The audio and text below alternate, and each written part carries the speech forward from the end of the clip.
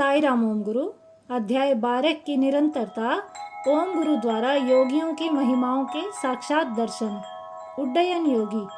गंगोत्री यात्रा ने ओम गुरु के समक्ष कई आश्चर्य प्रस्तुत किए। हमने आज तक केवल पक्षियों को ही नभचर के रूप में देखा है। किसी मानव को गगन में सहज विहार करते तो नाटकों तथा सिनेमा के अलावा कहीं नहीं देखा। हाँ, धार्मिक कथाओं आदि में सुना अवश्य है।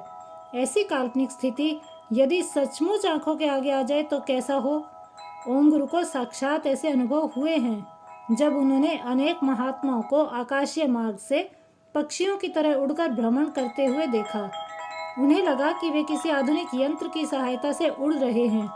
तभी पास ही खड़े एक महात्मा जी ने गुस्से से उन्हें धमकाया और बताया कि वे सब उड़ान भरने की क्षमता रखने वाले महान योगी हैं।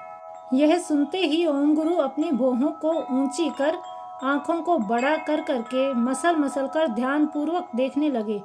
उड्डयन योगी होने की बात थी तो सत्य।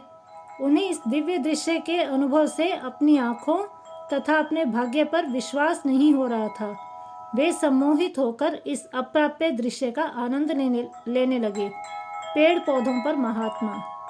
ओम गुरु ने सुना था कि गंगोत्री से 5 किलोमीटर दूर वृक्षों के शीर्ष पर महात्मा जन रहते हैं।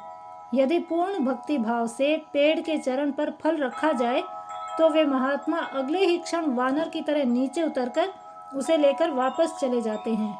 ओम गुरु ने भी पूरी श्रद्धा से वहां फल रखे, जिससे उन्हें महात्माओं के दर्शनों का सौभाग्य प्राप्त हुआ।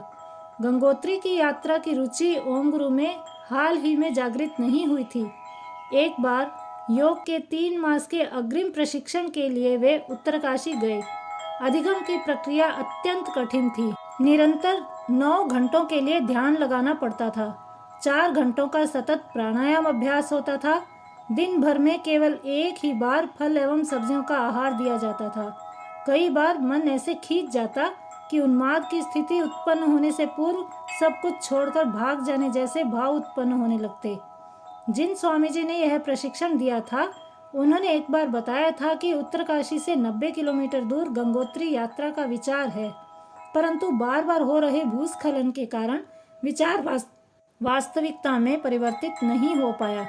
उत्तरकाशी से ओम गुरु ने पायलट बाबा के आश्रम और वहां से कई और आश्रमों का भ्रमण किया। गंगोत्री यात्रा की उनकी तीव्र इच्छा उनके हृदय में अंश मात्र भी कम नहीं हुई। यही कारण था कि उन्होंने अपनी प्रथम हिमालय यात्रा में ही गंगोत्री को मुख्य लक्ष्य के रूप में रखा।